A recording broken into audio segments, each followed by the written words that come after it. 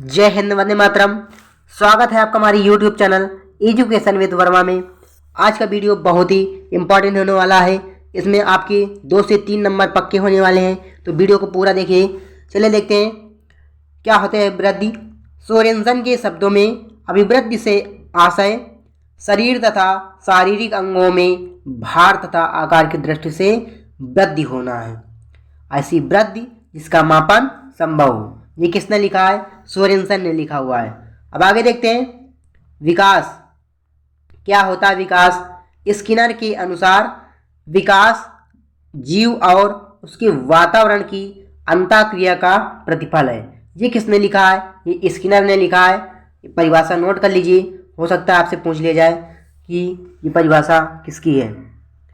अब देखते हैं हरलाख के शब्दों में विकास अभिवृद्धि तक ही सीमित नहीं है, इसके बजाय इसमें परिपक्वावस्था की लक्ष्य की ओर परिवर्तनों का प्रगतिशील क्रम निहित रहता है।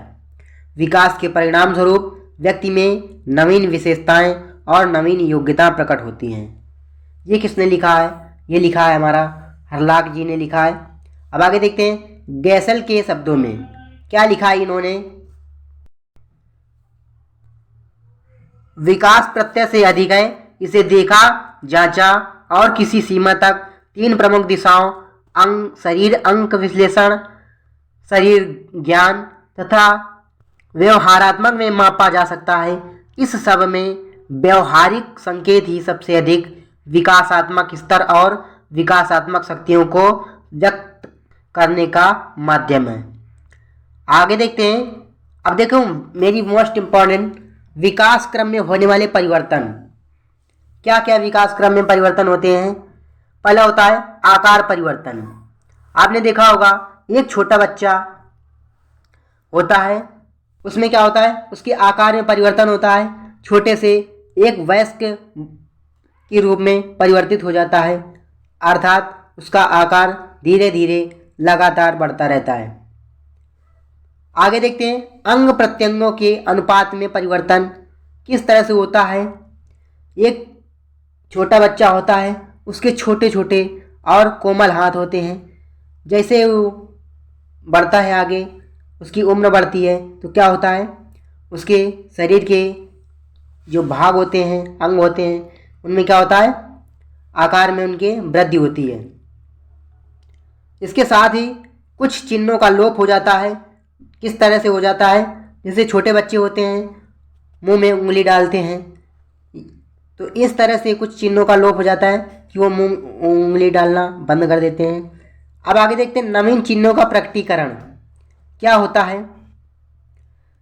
जैसे उनके छोटे छोटे बच्चे जो होते हैं, उनके दांत उगना चालू हो जाते हैं, साथ ही चेहरे और शरीर पर बाल उगना स्टार्ट हो जाते हैं। ये हमारा क्या होता है? नवीन चिन्हों का प्रकटीकरण। अब आगे देखते हैं विकास के विभिन्न पक्ष क्या क्या होते हैं।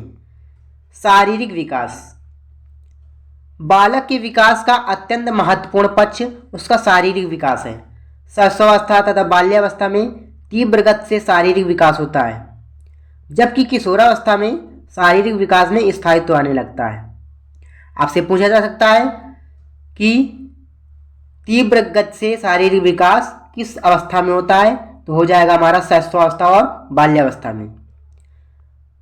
अब आगे देखते हैं वंशानुक्रम, वातावरण, भोजन, दिनचर्या, खेलकूद, व्यायाम, पालन पोषण, स्वास्थ्य आदि कारक क्या होते हैं? शारीरिक विकास को प्रभावित करते हैं। तो ये हमारे यहाँ हो जाएंगे शारीरिक विकास को प्रभावित करने वाले कारक।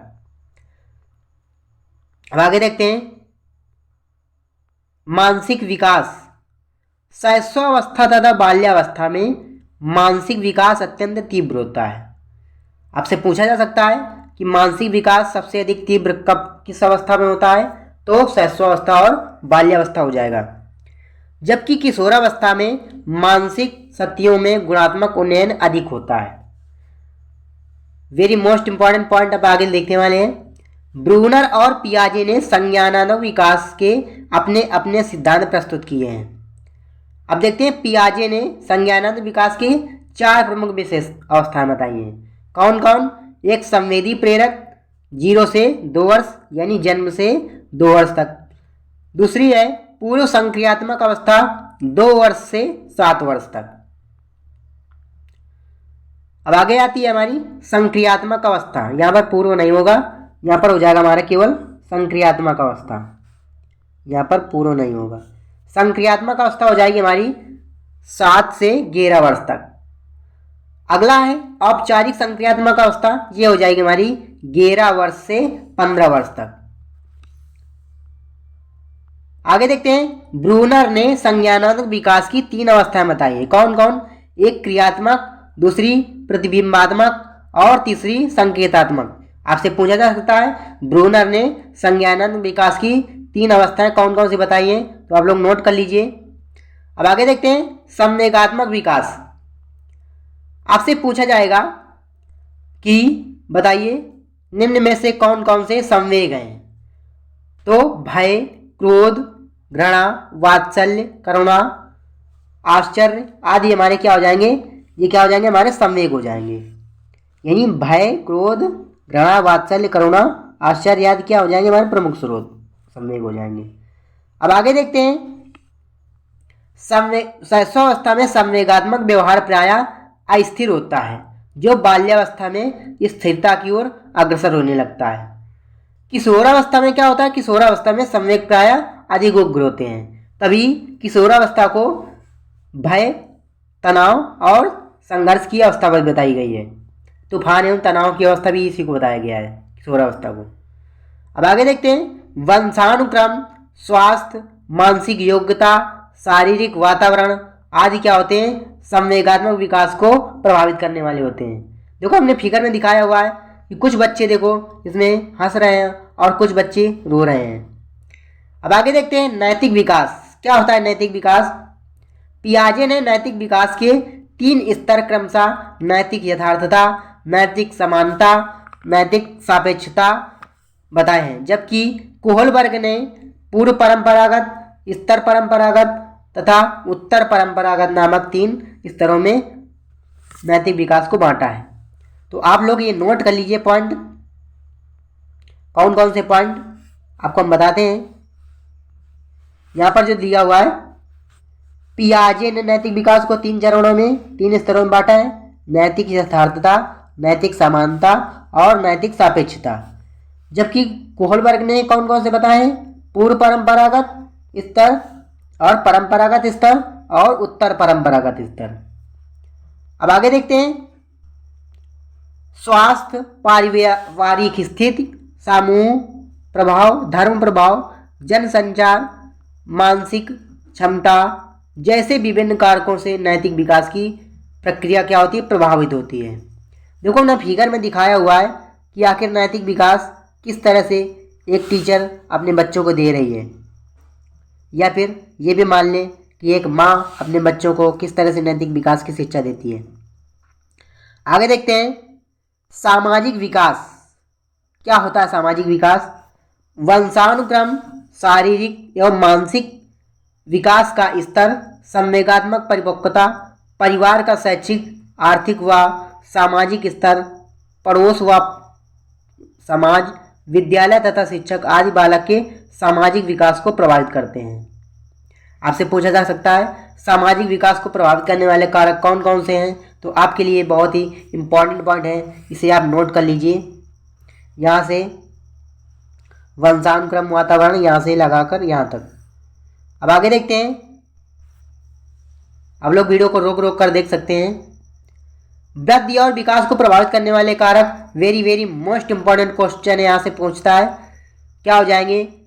पहला वंशानुक्रम, पौष्टिक भोजन, शुद्ध हवा एवं प्रकाश, लिंग भेद। 5वां पॉइंट बुद्धि, अंतःस्रावी ग्रंथियाँ, रोग तथा चोट, पारिवारिक परिस्थितियाँ और संस्कृति, ये वृद्धि और विकास को प्रभावित करने वाले महत्वपूर्ण कारक हो जाएंगे। अब आगे देखते हैं वृद्धि एवं विकास में अंतर। इसके फलस्वरूप व्यक्ति के शरीर की लंबाई, चौड़ाई एवं भार में वृद्धि होती है। वृद्धि एक निश्चित समय तक होती है। तीसरा पॉइंट है वृद्धि का मापन संभव है, जैसे लंबाई, चौड़ाई, ऊंचाई और भार आदि, यानी हम वृद्धि को माप सकते हैं। अब आगे देखते हैं, वृद्धि का स्वरूप y होता है। अगला पॉइंट है, अभिवृद्धि कुछ समय के बाद रुक जाती है, यानी एक निश्चित समय तक ही व्यक्ति की वृद्धि होती है। अभिवृद्धि का प्रयोग संकुचित अर्थ में होता है। 7वां पॉइंट है, अभिवृद्धि में कोई निश्चित क्रम नहीं होता है। और 8वां पॉइंट है, अभिवृद्धि का कोई निश्चित दिशा नहीं होती है। लास्ट 9वां पॉइंट है, अभिवृद्धि का कोई लक्ष्य भी नहीं होता है। अब आगे देखते हैं, विकास। विकास जीवन पर्यंत चलने वाली प्रक्रिया होती है, यानी आपके मृत्यु उपरांत तक आप कुछ ना कुछ जरूर सीखते रहते हैं। अब अगला पॉइंट है, विकास आंतरिक एवं बाह्य दोनों होता है। अगला पॉइंट है, विकास शब्द का प्रयोग व्यापक अर्थ में होता है। अगला पॉइंट है, विकास में एक निश्चित क्रम होता है। अगला है, विकास की एक निश्चित दिशा होती है। 6वां है, विकास का कोई ना कोई लक्ष्य होता है। और 7वां है हमारा, बुद्धि विकास का सीधा मापन संभव नहीं है। जैसे बुद्धि को नहीं माप सकते, उसी तरह विकास को भी मापा नहीं जा सकता है। आपको हमारा वीडियो कैसा लगा? अगर आप हमारे चैनल पर नए हैं तो हमारे चैनल को जरूर सब्सक्राइब कीजिए। चलिए मिलते हैं, तब तक जय हिंद, वंदे मातरम।